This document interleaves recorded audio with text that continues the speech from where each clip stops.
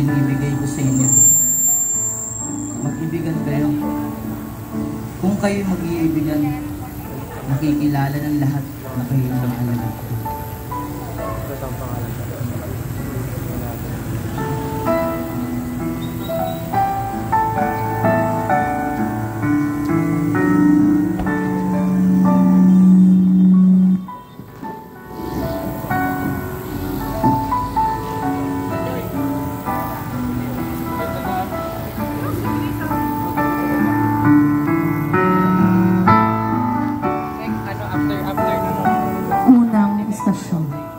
Ang huling hapunan. Matapos ang matagumpay na pagpasok sa Jerusalem, ipinagpatuloy ni Jesus ang pangangaral at paghahatid ng mabuting balita sa mga mamamayan. Nagpakita rin siya ng mga tanda at mga himala at nagpamanas ng kakaibang karunungan.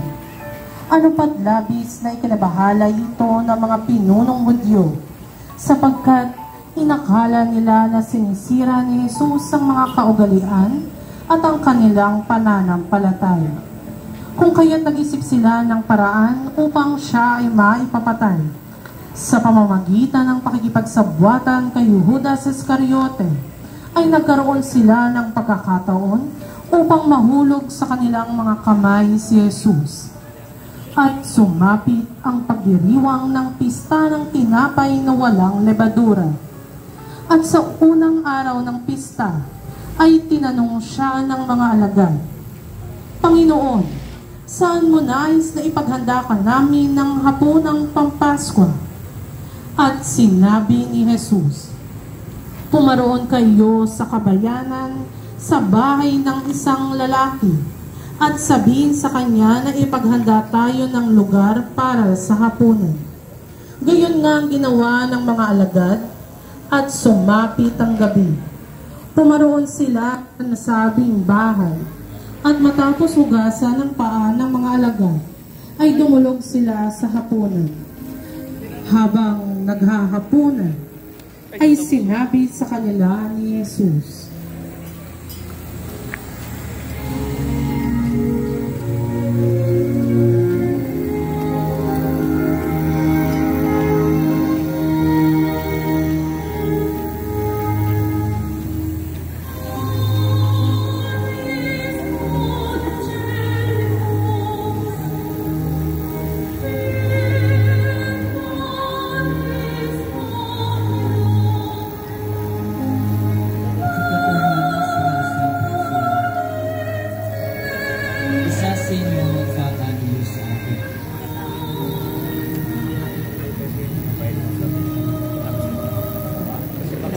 Sino po, Panginoon? Ako ba?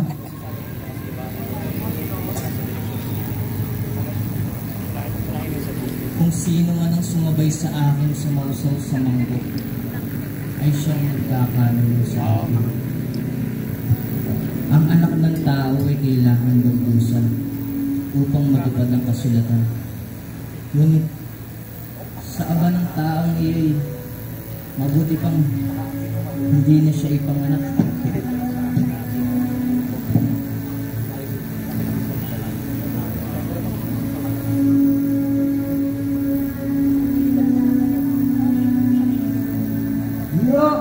Ako po ba? Ikaw na mismo ang may sabi. Judas, ang iyong gawin ay gagawin mo na ng lalong mabilis.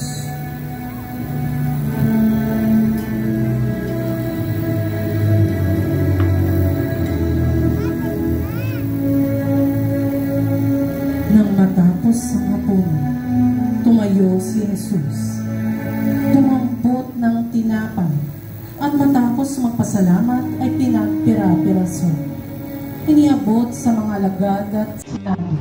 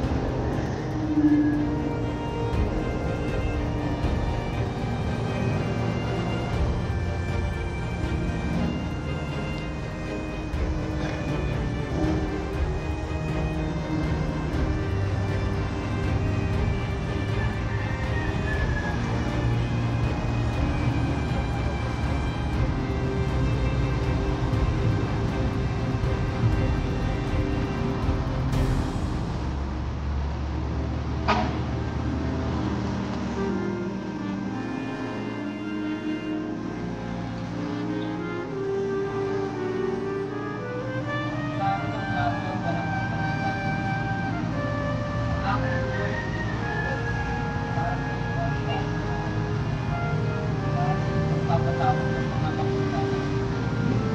Gawin ninyo ito bilang pag-alala sa akin.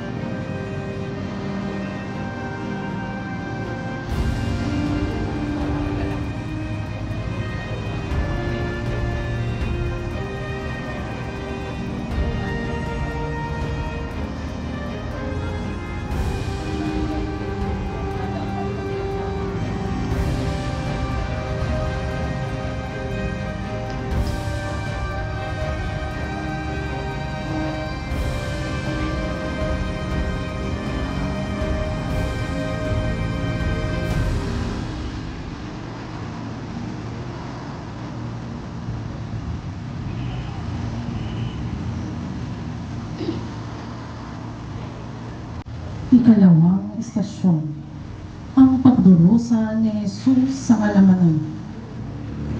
Matapos umawit ng mga salmo ng papuri sa Diyos, ay pumaroon sila sa bundok ng mga olibo. At sinabi ni Jesus sa kanila,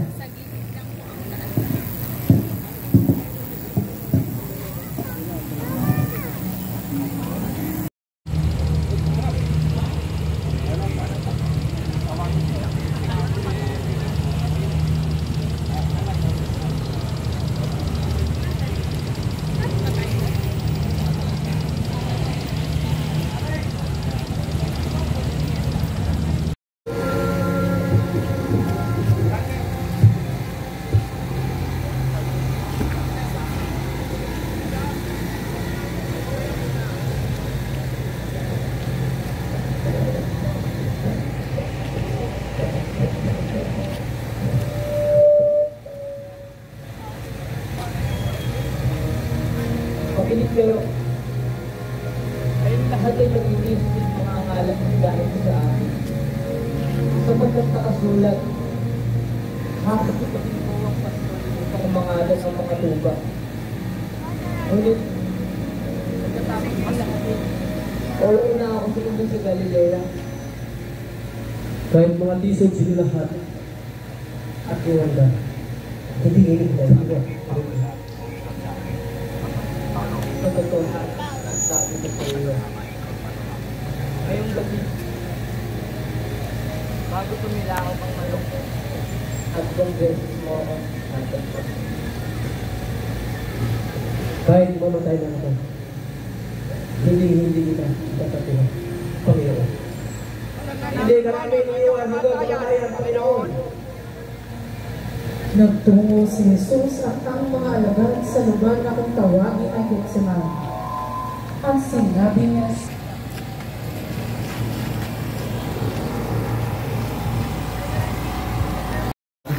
Pwede niya tumabi ka. samantalang naglalakad sila, nakaramdam si Jesus ng pagkabalisa, matinding kalungkutan. Ang sinabi niya sa kanila,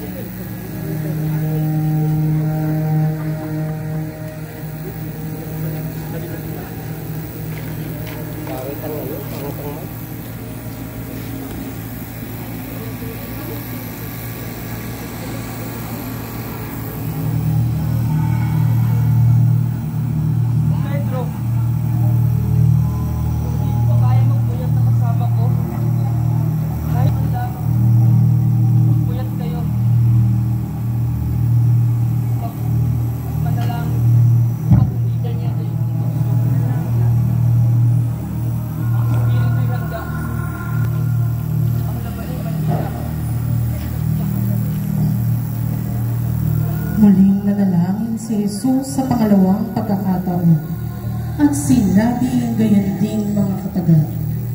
At pagkatapos ay muling binalikan ng tatlo.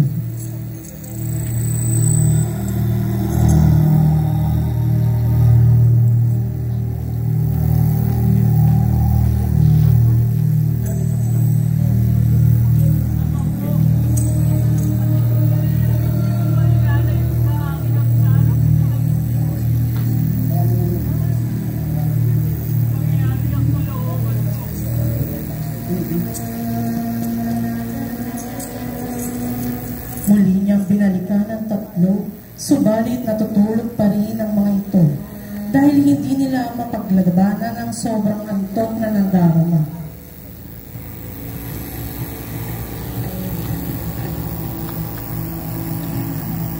Muli siyang bumalik sa pananalangin sa ikatlong pagkakataon at muling sinabi ang gayon din mga kataga. Matapos ang kanyang pananalangin, ay muli niyang pinuntahan ng tatlo at sinabi,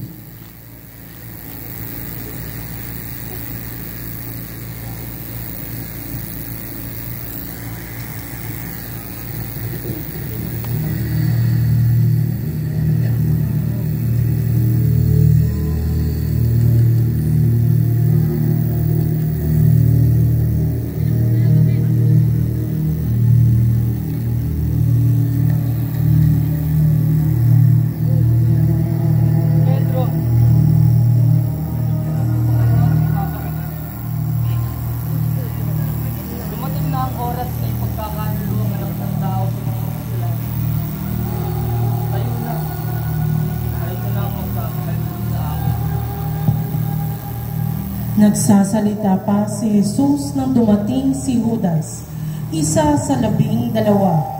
May kasama siyang maraming tao na may dalang mga tabak at mga pamalo. Bago pa sila dumating doon, ibinigay na ng taksil na si Judas ang ganitong hudya.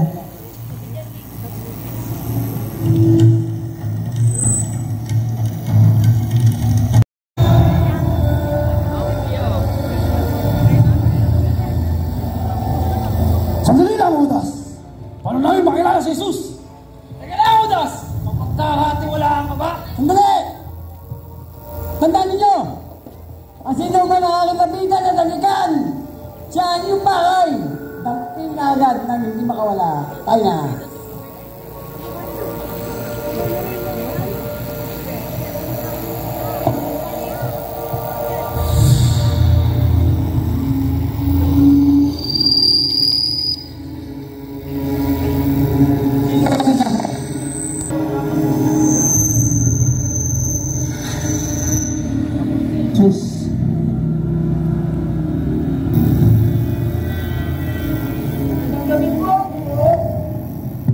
Judas, ipinagdahalo po ang anak ng tao upang mag-ipon ng isang halik. Takbi ng tao niya! Patayin mo na! Basta ka! Patayin na! Ikakambulan ka ba? Sapagkat tao na buhay sa tabak. Ay sa tabak niya mamamatay.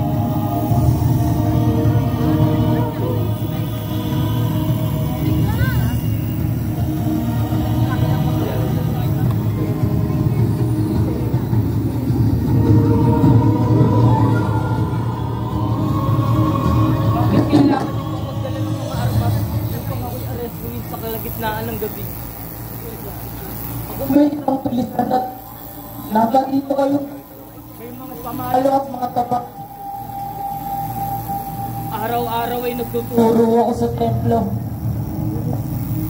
Hindi ninyo ako dinakip.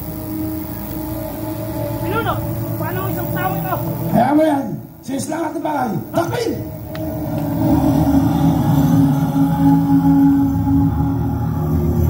At nang magkagayon na, ay dinakip ng mga sundalo ng templo si Jesus. At habang kinakaladkad nila ito, ay patuloy nilang ginugulpi at sinasaktan.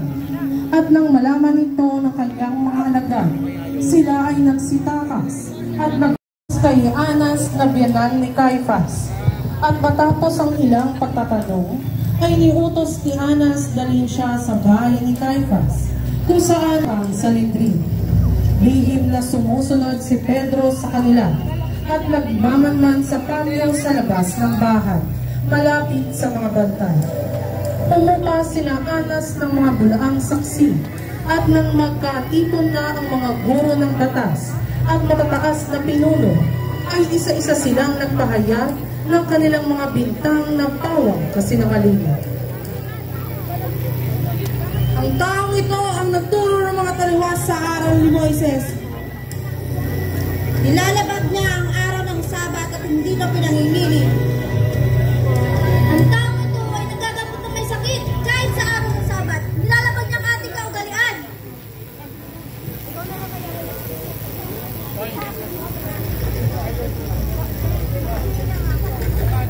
Kasinungalingan ang ibinibintang ninyo sa taong ito ay walang katotohanan, sapagkat nakikilala ko siya. At bakit naman natin siya nililitis na walang miyembro ng kapulungan at 10 oras pa ng gabi?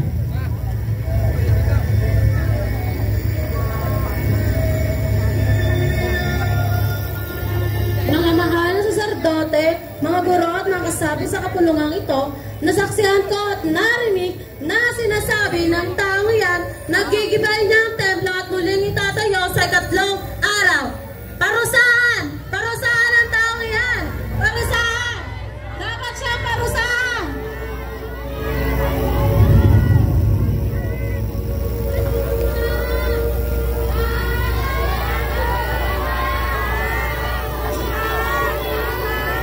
Sandali lamang mga mamamayang Israel.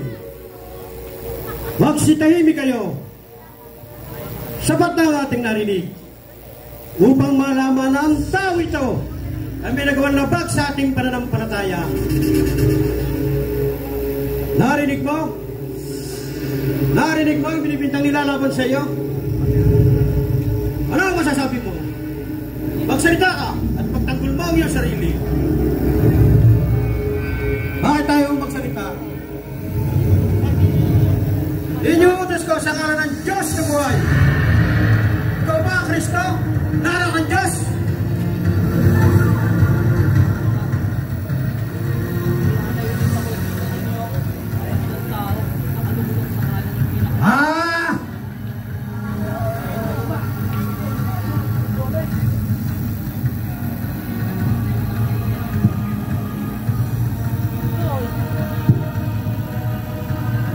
Kalabastangan! Sa kalabastangan! Hindi na natin kailangan ng saksi! Narinig nyo sa Biblia mismo ang pamumuso niya sa Diyos! Kayo, ano ang nais nyo para sa Kanya?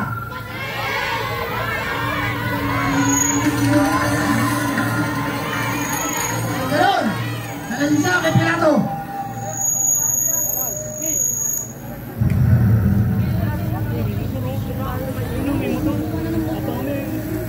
Ang pagtatatwa ni Pedro.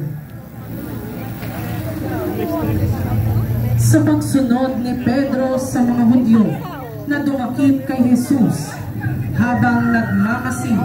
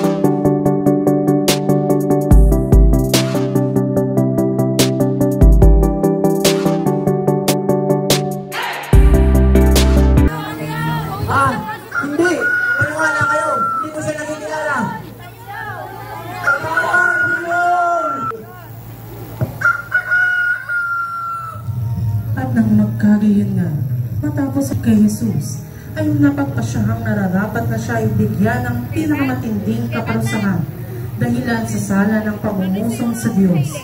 Napagkaisahan na dalhin siya kay Pilato upang hatulan, sapagkat nasa kapangyarihan ng peryo ng para sa kamatayan.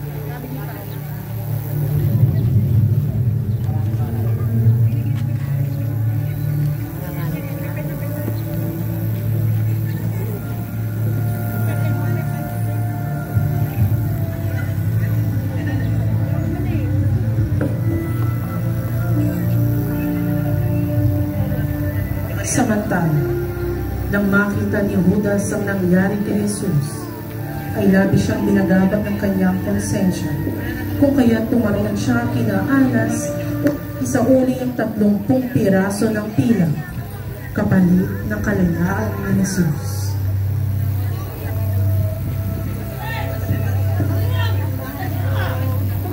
Ang ganda ka lang! Bakit ka ba? Alam mo namin ko! Ang gagawin natin! Hindi na mga natin! Hindi na at papalayain! Kahit tungkol mo ito nun! Hindi pinagawa na rin siya! Wala lang sayan! Hindi na sa kriminal! Ikaw ng tao!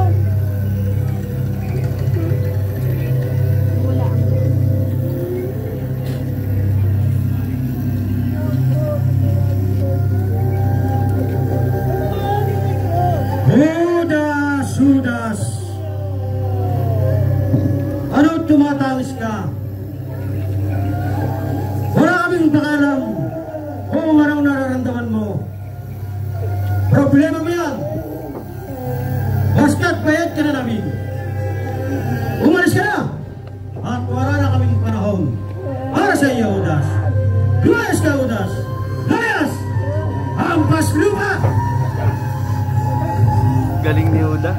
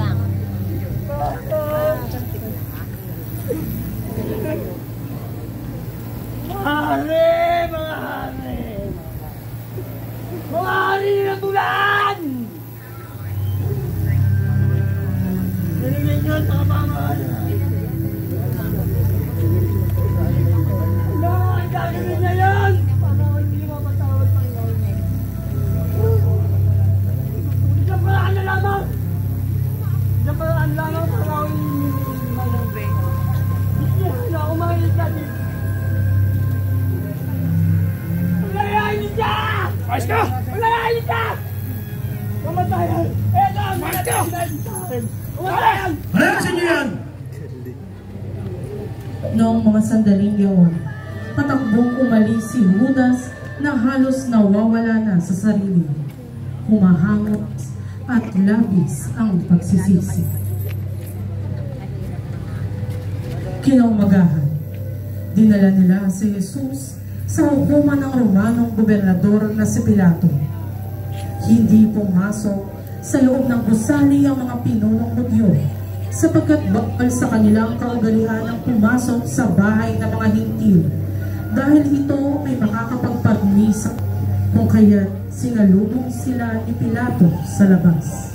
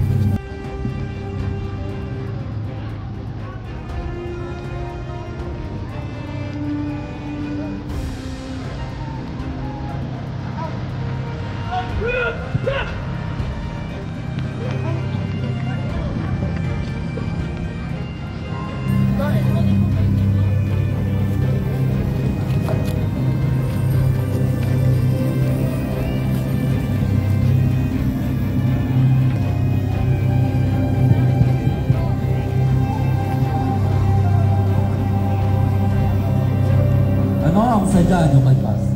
Ano na naman ang problema? Nagalang-galang na gabi na to. Dinala namin sa urukan ko ang taong to.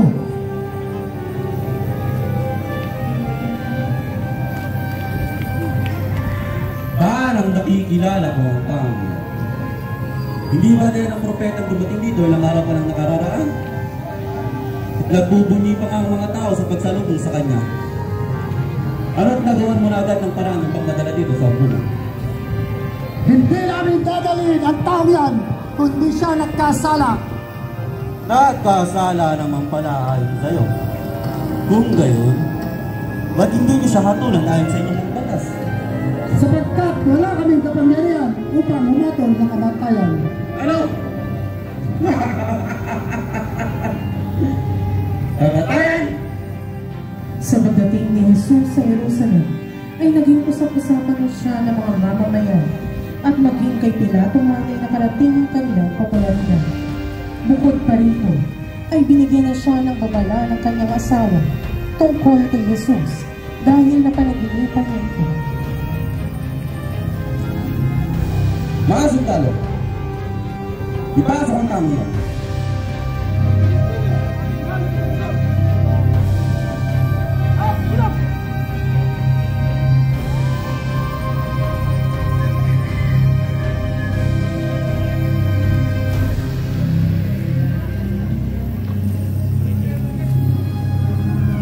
Bigyan ng daan.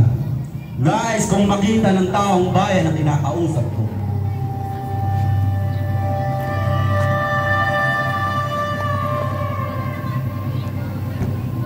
Ikaw ba ang hari ng mga Hudyo? Dahil galing sa iyong sariling kaisipan, kami nagsabi sa iyo. Ako ba ay Hudyo? Ang mga kababayan mong nagdala sa iyo rito, ano ang ginawa mo? Ang kaharian ko ay hindi sa daigdig na ito. Sapagkat kung gayon ngayon, magdadahol ang aking hukbo upang ipagtanggol ako. Ngunit, hindi rito ang aking kaharian. Kung gayon, ay isa kang ang hari. Kagaya ng sinabi mo, ako ay isang hari. At sinilang ako sa daigdig na ito upang ipahayag ang katotohanan. At sa ang panig ng katotohanan ang makikinig sa aking tinig. Katotohanan. Ano ba ang katotohanan? Wala akong nakikita kasalanan sa tao ito kay Paz. Puro kaguluhan ang dala ng taong yan. Magmula dito hanggang Galilea. Galing naman pala sa Galilea ayon sa iyo. Kung gayon, ay si Herodes ang may kapangyarihan upang atulan ng taong ito. Mga sundalo, dalhin siya kay Herodes. Sapagkat walang makitang kasalanan kay Jesus si Pilato, ay hindi niya ito inatulan sa kabila ng pagputol ng kapulungan ng mga Hudyo. Kung kaya't nang malaman niya na isa pala itong Galileo, ay nakiisip siya ng paraan upang umiwas sa mabigat na responsibilidad na iniatang sa kanya ng mga ito. Samantala, noong mga panahong iyon, ay naisipan ni Herodes Antipas na pumunta sa Jerusalem upang makipagdiwang ng pista ng Pasko, kung kaya't dinala nila si Jesus kay Herodes.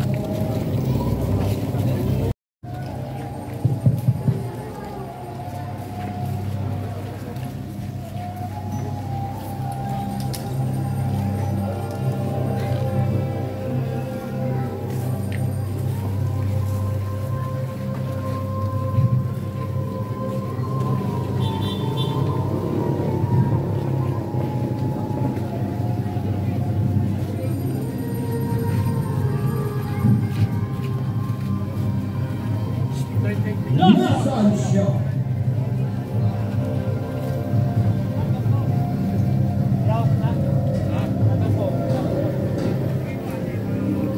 Ikaw, anak si Jesus. Marami akong naririnig tungkol sa'yo. Totoo ba napalakot mo? Totoo ba bumuhay na naman? Maaari ba makitawan mo kung himala? Maghimala ka na.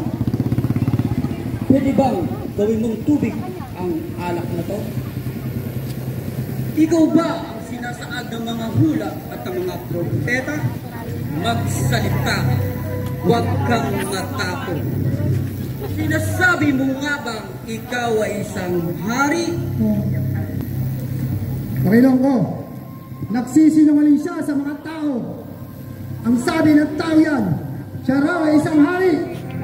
Ang tao nito, hari? Ha ha ha ha! Kung ikaw ay isang hari, bakit ka nagsusuot ng basahan?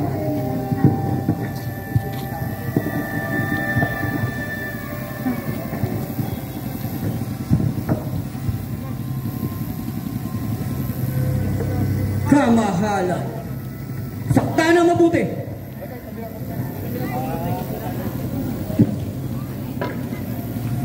Ibalik kay Pilato ang taong ito. Hindi siya kriminal. Isa lang siyang masisiraan ng ulo at talipasan ng gutom. Ibalik kay Pilato. Probinsya niya to. Ibinalik nila si Jesus kay Pilato sapagkat wala ring nakitang kasalanan kay Herodes niya. Muling nagkaroon si Pilato ng suliranin, kaya't naisip niya ang kaugalian ng pagpapalaya ng isang bilanggo tuwing pista ng Pasko.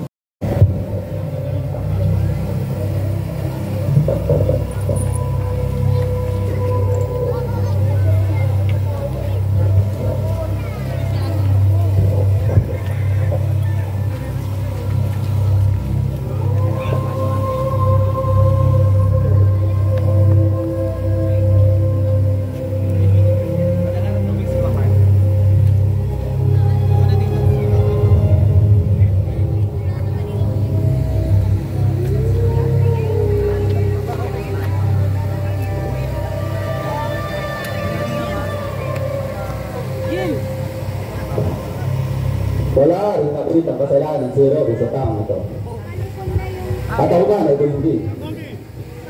Kung gayon, ayon sa ating naging kaugalian na magpalaya ng bilanggo at ng pista ng Pasko. Masigado, ilabas si Barbas.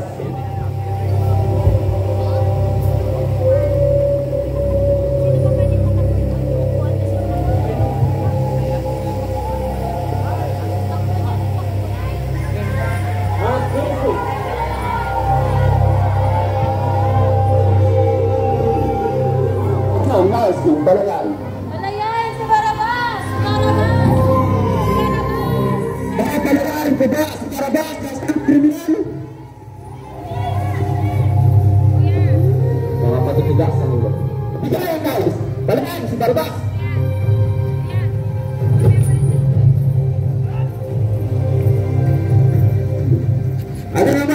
para Jesus.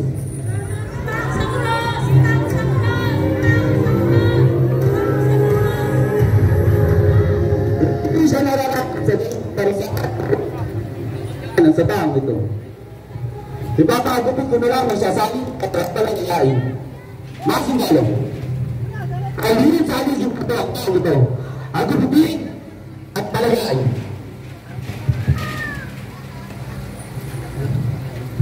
Ika-apat na istasyon. Ang paghampas at pagpuputong ng koronang tinig. Si Jesus ay dinala ng mga kawan ng gobernador sa Pretorio at nagkatipo ng buong batalyon sa paligid niya. Hinubaran nila si Jesus at sinuutan ng isang balabal na pulang-pula. Nagligaw sila ng mga halamang matinig at ipinutong sa ulo ni Jesus.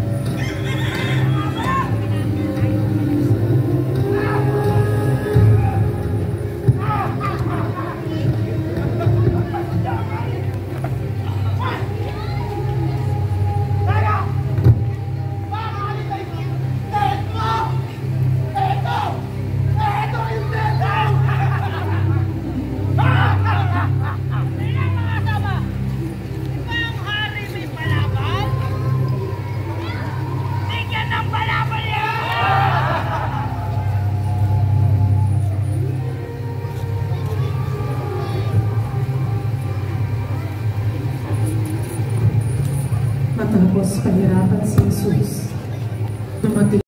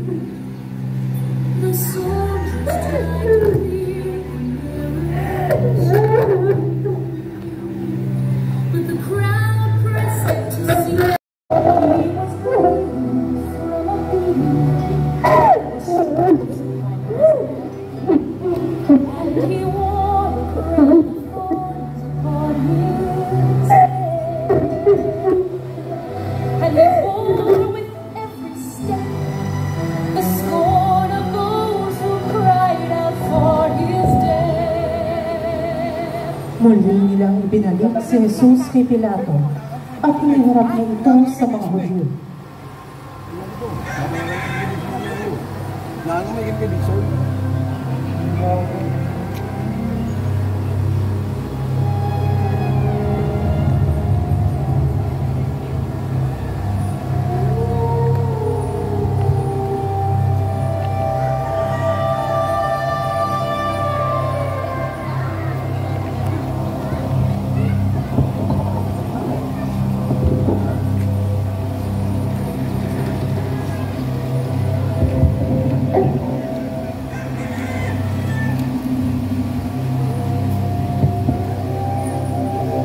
Ese hopo. Ipako sa cross! Ipako sa cross! Ipako sa cross! Hindi pa ba kayo natutuwa sa nangyari ito? Nagpapanggap naman siya ang isang Diyos, kaya dapat siyang mamatay! Ipako sa cross! Sabihin sa akin kung saan ka nagkakaroon. Hindi mo ba nalalaman na mayroon ng nangyari ng mga kalayaan na ipapako sa akin? Susuotin daw mo pula.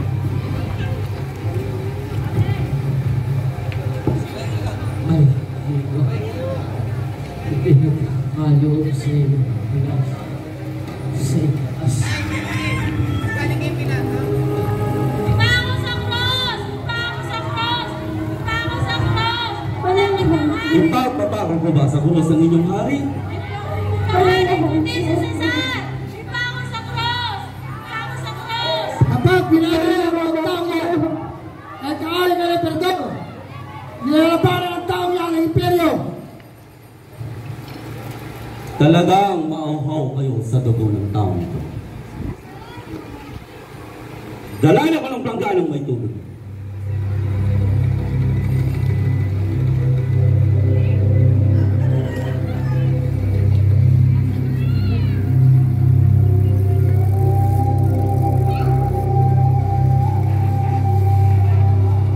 Wala akong pananagutan sa buhay ng taong ito. Mapasaindo ang kanyang kamatayan. Mga sundalo Centurion, sagawa ang pagpapako.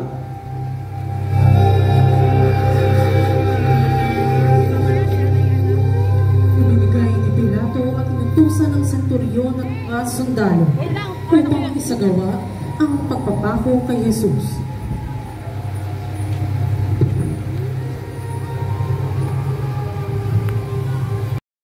Tinanggap ni Jesus ang kanyang krus.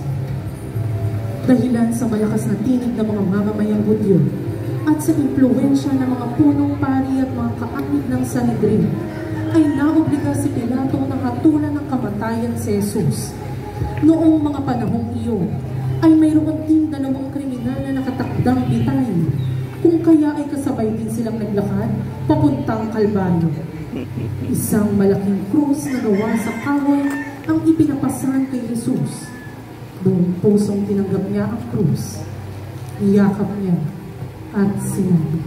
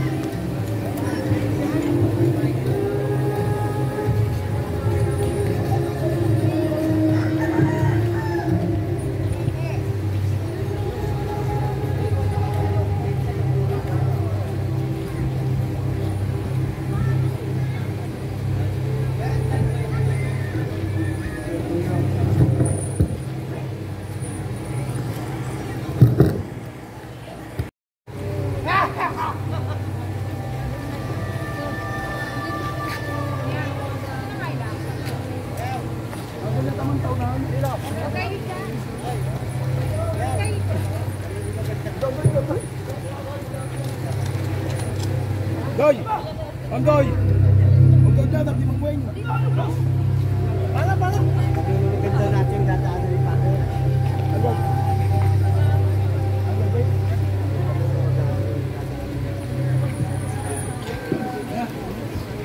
Aba! Kung gusto mong tinatag ang pagsarong ito, ako na iyong dapat na ito.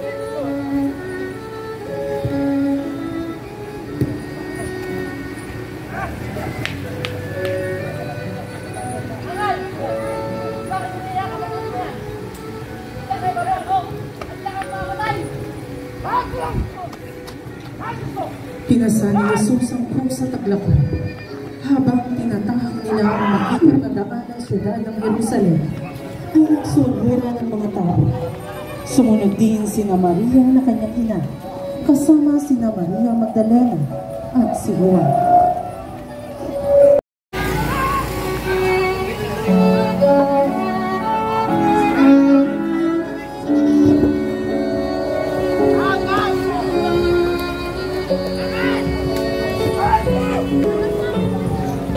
Patuloy na naglakad si Jesus na pasantasan ang kanyang krus. Labis na pangungutya at ang dinanas ni Jesus.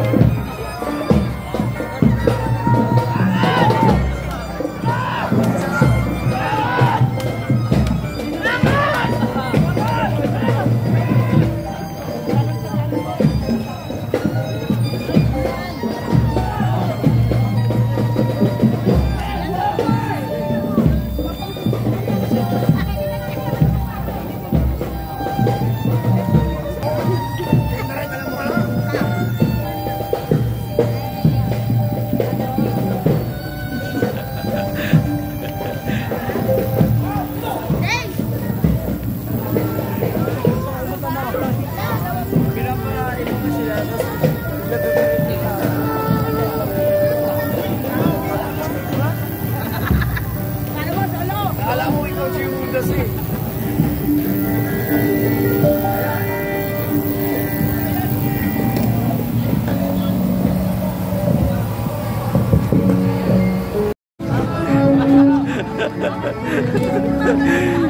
galing mo, Marte. Thank you. Ikaw ang best actor. Galing ni Kuya.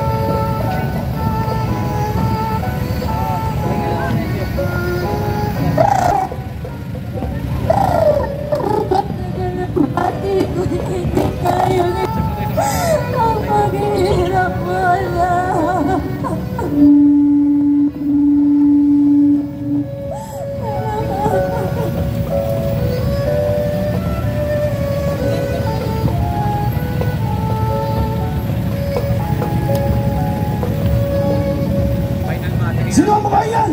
Siya ang Jesus! Ah, nasa yan! Ito! Dumayaw! Dumayaw!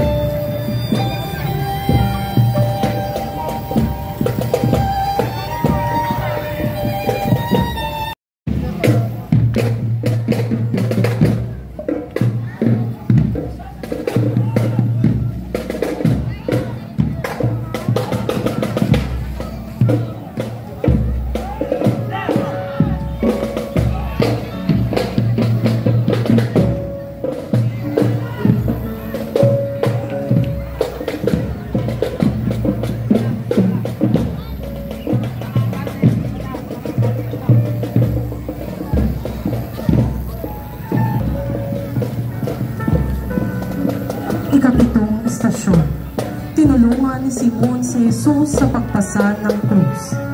Sa duguang mukha ay tiningnan ni Jesus ang umiiyak na ina at pinapanatag ang nagdurugong puso. Nagsumikap siyang nakabangon mula sa pagkakadap at sa wakas ay napuna rin ng senturyon na labis nang nangihina ang kanyang katawan. Kung kaya't inutusan nito ang kawal upang humanap ng makakatulong ni Jesus sa pagpasa ng krus. May isang lalaki roon na taga Cirene na nagngangalang Simon. Kinausap nila ito upang si Jesus.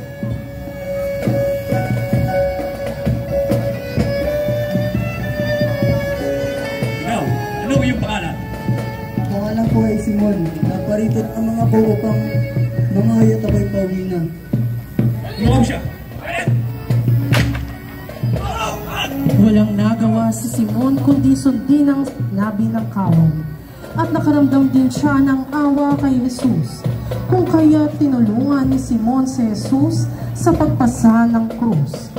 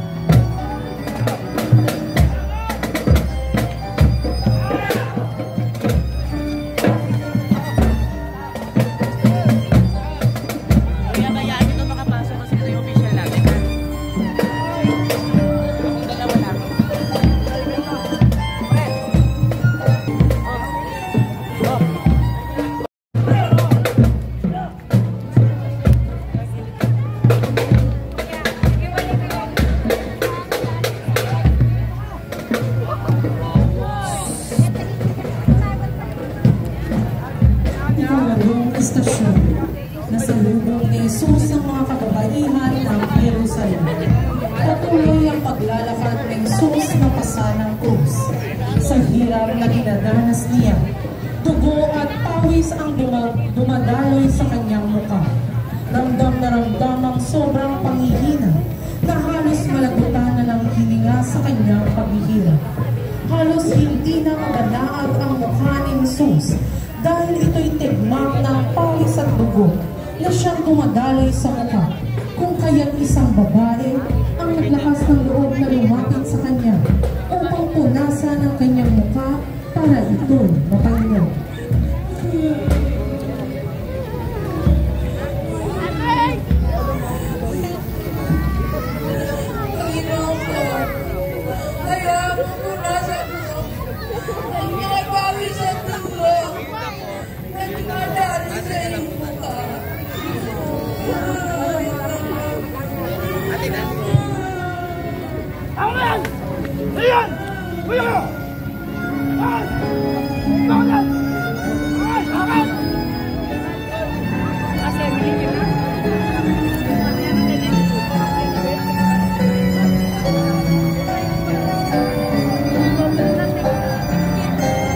Sinusundan si Jesus ng maraming tao, kabilang ang mga babaeng nananaghoy at nananambitan dahil sa kanya.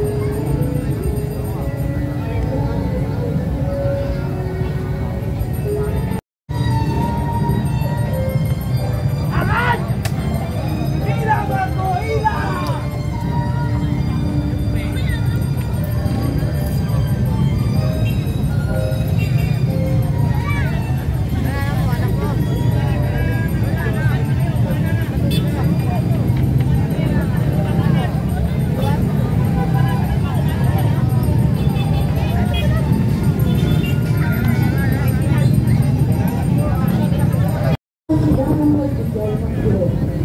Ang dugo ng pansamantalang pumunti ay muling umagos. Subalit ang pagnanais naman sa katuparan ng layunin na muling maibalik ang mga nawawalang kaluluwa sa piling ng amang hinahahal ang siyang naglakas upang malagpasan ang isa pang paghirap na pagsubok.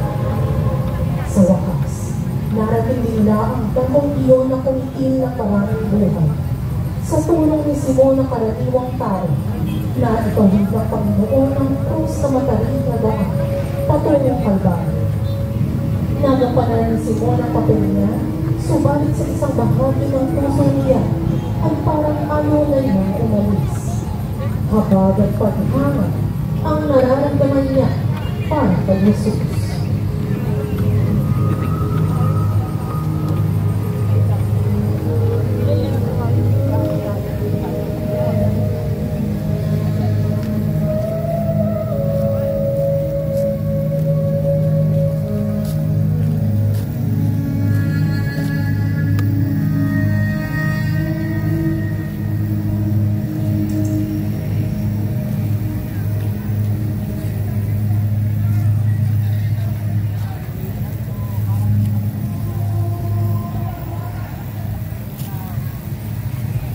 Kagaya ng isang among kandero, ay buong tumalima si Jesus sa nais ng katampalasan.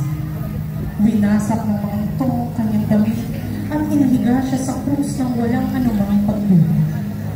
Idinipa ang mga kamay at ipinako. Pagkatapos ay ang kanyang mga paa. Kasama niyang ipinako ang dalawang magnanakaw. Isa sa kaliwa at ang isa ay sa dakong kanan. Samantala, pinagsasapalaran ng mga sundalo kung kaninong mapupunta ang damit ni Jesus.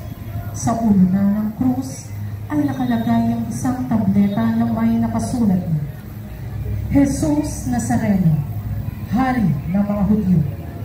Umapila ang mga punong saserdote, ngunit sinabi ni Pilato, ang isinulat ko ay naisulat ko.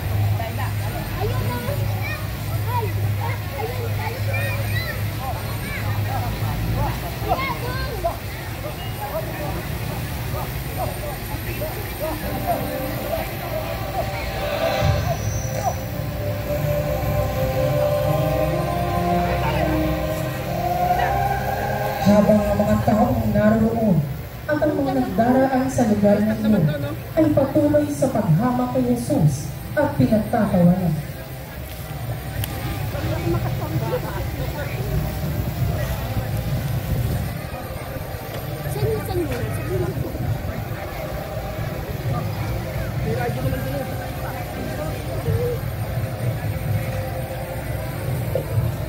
Neng! Neng!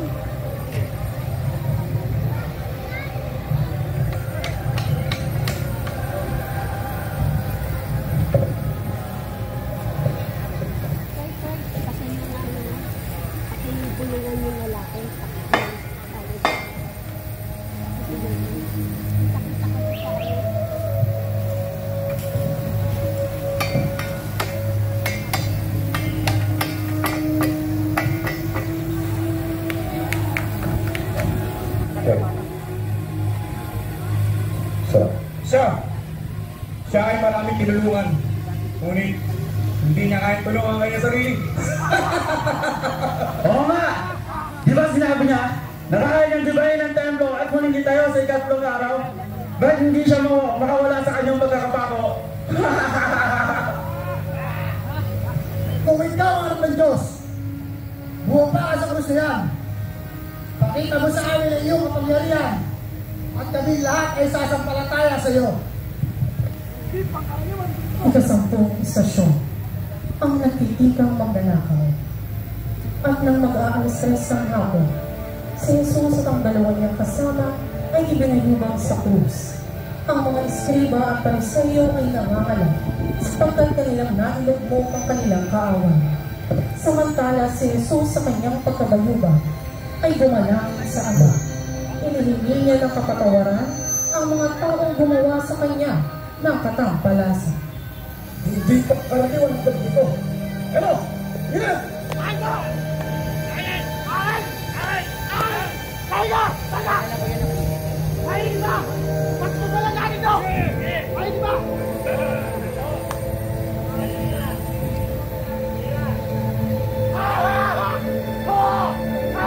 Sige mo! Ako ang buwagin!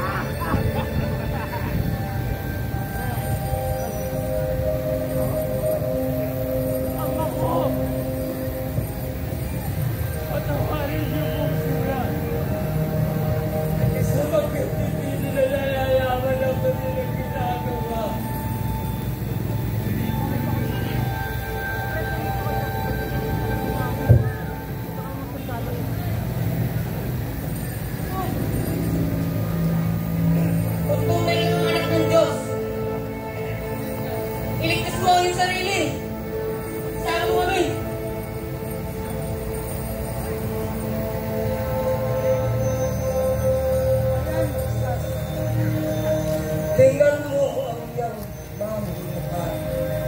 Ibig niyang magsasabi na siya anak ng Diyos. Kaibigan Isos, may iba ko isang sibat, isang handle. Para hindi palipat-lipat mo. Sapagyan mo sa iyo, kaharian. Ikalabing isang istasyon, si Maria at Juan sa paanan ng krus.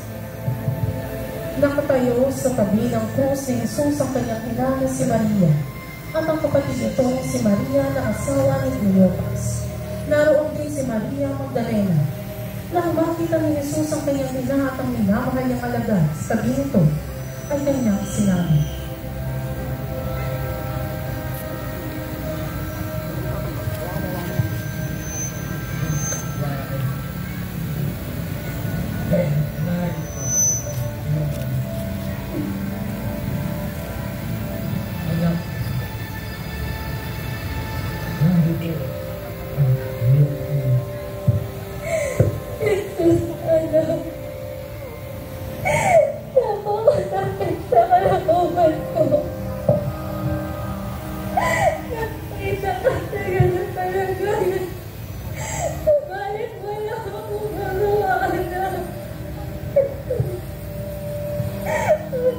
nang magtatanghaling tapat, ay biglang nagdilim ang kalangitan at ang buong paligid at nang mag-ikatlo ng hapon nang maramdaman na malapit ang matapos ang lahat, ay sumagaw si Jesus.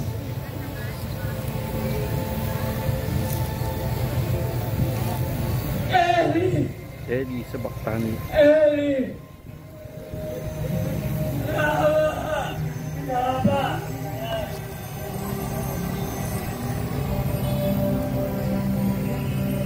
Narinig nyo! Tinatawag na si Glas! Tingnan natin kung darating si Glas.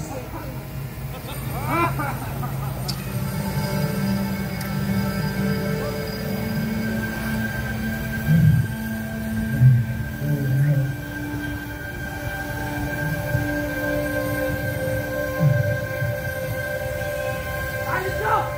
Tayo na uwang! Tayo mo!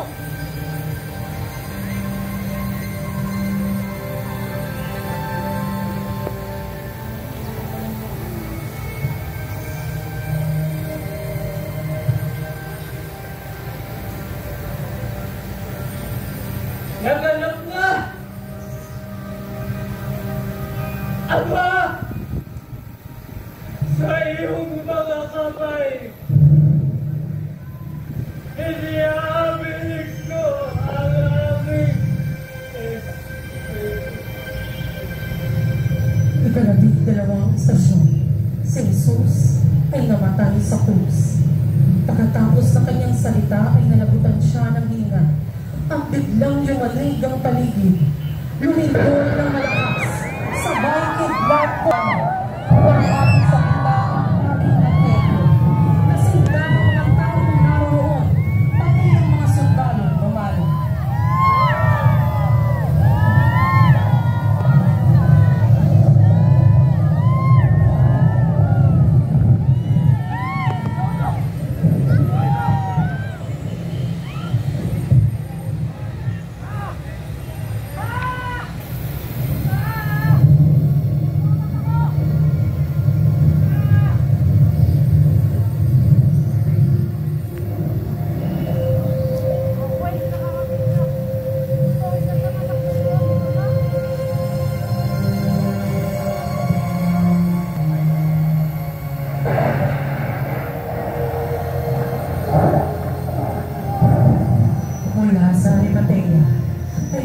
Si Jose. Isa siyang alagad ni Jesus, ngunit pag-iinamang dahil natatakot siya sa mga Hudyo. Nakiusap siya kay Pilato na makuhang bangkay ni Jesus upang mabigyan ng maayos na libing. Kasama si Nicodemo at ilang alagad ay ibinaba nila si Jesus sa krus.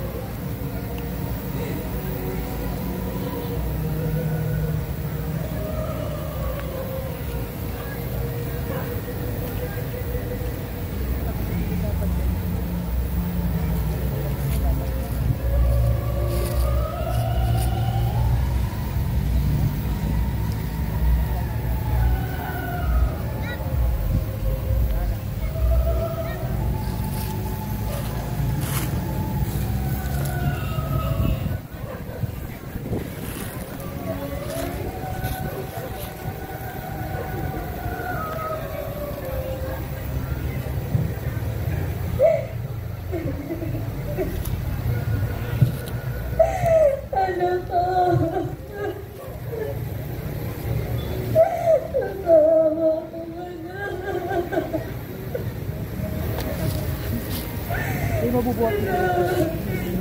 Ay nga, malaki. Matid ko na. Naranasin ko lahat ng ito. Ngunit maalis mo ka na akin bilang inahingin ng tumagi.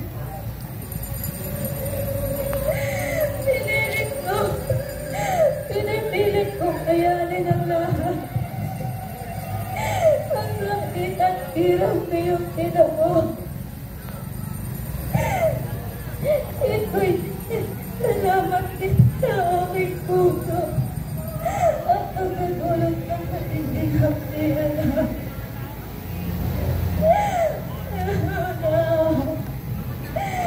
Pinagmamahal ko nga lahat. Nawala na ang bakat ng iyong mga mukha. Sa aking ginaaklot na magmamahal.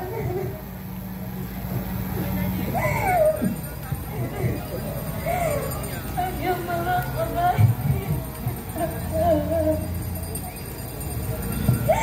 Na ginagawin mo sa pagpapala ng tao.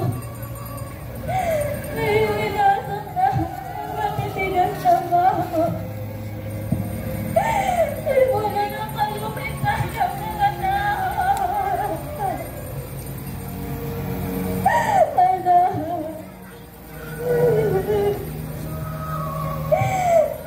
Malamang kita ngayon sa aking bilis. Ngunit ikaisa ng malaking kabangay.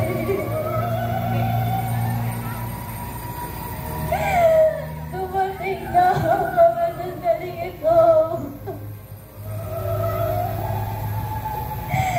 Damang-dama ko. Damang-dama ko ang lahat ng hirap at patay na tinigil ko. At napakasakit sa aking pinag-iibigan. Ang lahat ng kaganapang ito.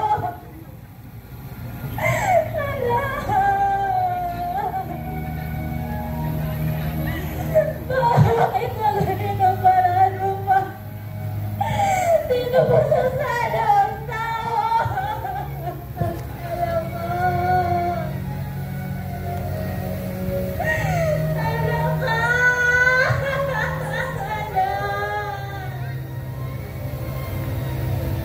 Sa mga oras na ito, ating pagnilayan ang paghihirap at kamatayan ng Panginoong Jesucristo.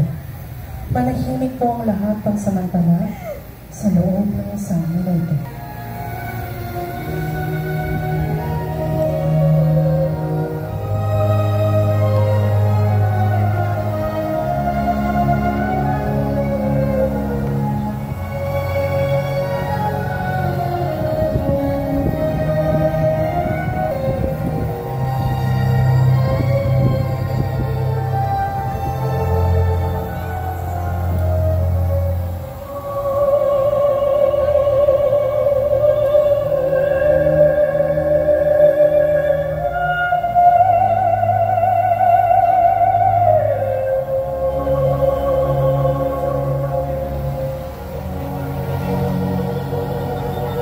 Mula sa ating pag-inilan, napagtanto natin ang mapangwasak na kapangyarihan ng kasalanan at ang napakaking pag-ibig ni Jesus para sa makasalanang sangkatauhan. Inialay niya ang kanyang buhay ng may lubos na kalayaan at pagkabukas palad upang ang tao ay mailigtas sa kasiraan ng kasalanan. Ito ang kanyang patunay ng dakilang pag